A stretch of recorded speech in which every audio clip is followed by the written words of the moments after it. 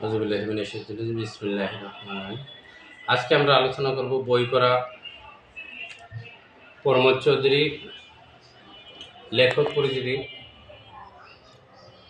Pramod Chowdhury 7ই August 1868 সালে যশোরে জন্মগ্রহণ করেন। তার পৈতৃক নিবাস ছিল পাবনা জেলার হরিপুর গ্রামে। তার শিক্ষা জীবন ছিল অসাধারণ কীর্তিপূর্ণ।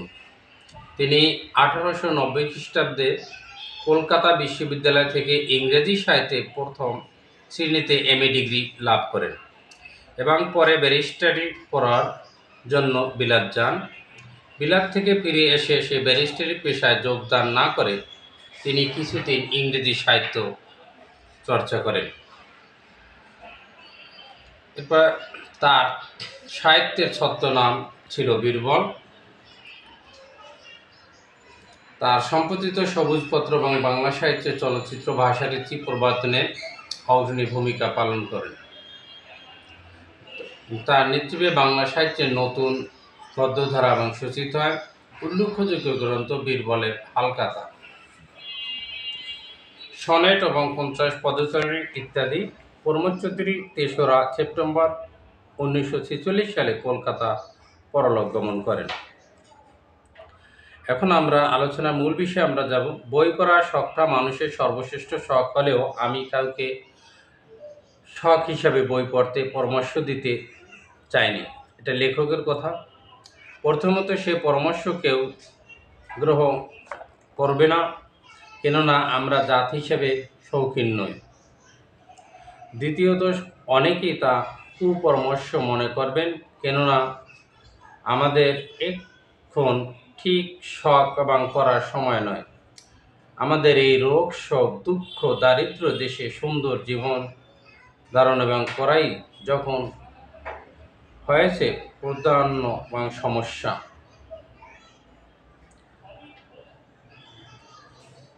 আমরা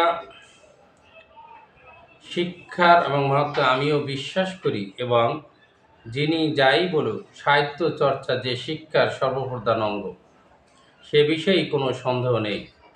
লোকে যে তা সন্দেহ করে তার কারণ শিক্ষার ফল হাতে পাওয়া যায় না।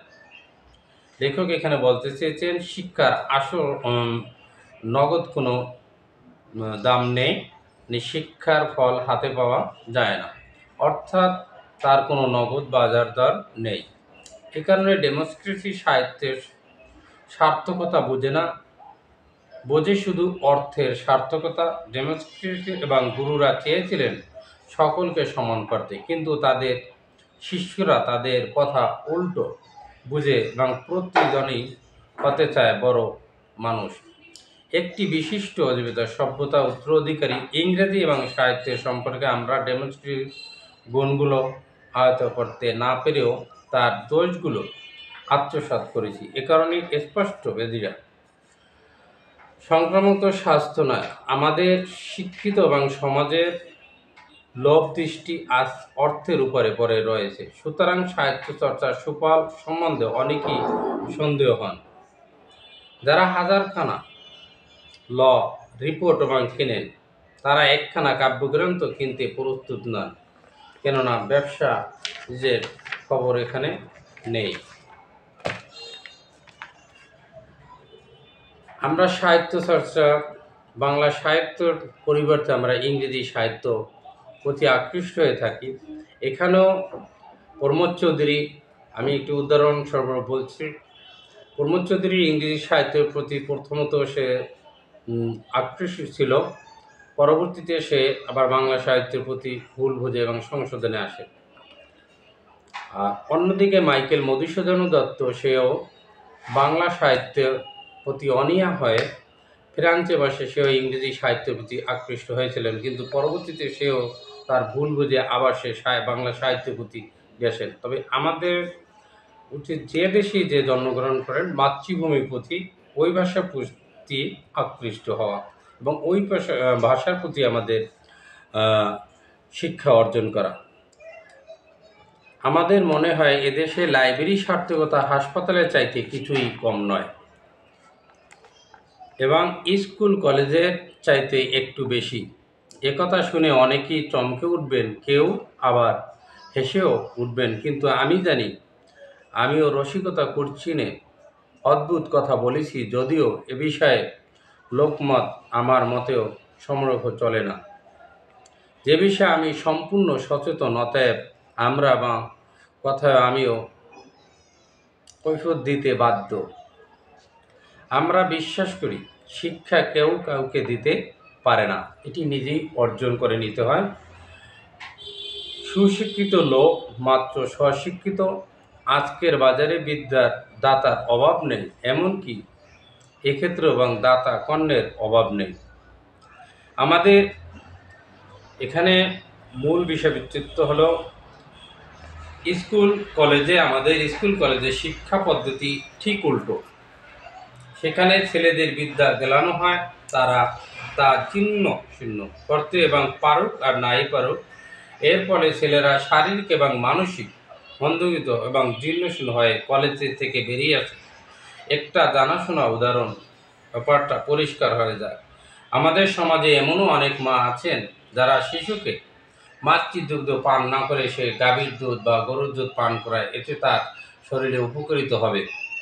আসলে না, তার শিশু তার মাতৃদুগ্ধই তার শরীরের জন্য এবং পুষ্টিকর। তাই এখানে আমাদের বাংলা সাহিত্য হলো সে মায়ের মাতৃদুগ্ধ, কিন্তু এখানে সাহিত্য চর্চাতে আমরা ইংরেজি সাহিত্য প্রতি আকৃষ্ট হই। এ থেকে আমাদের ফিরে আসতে হবে।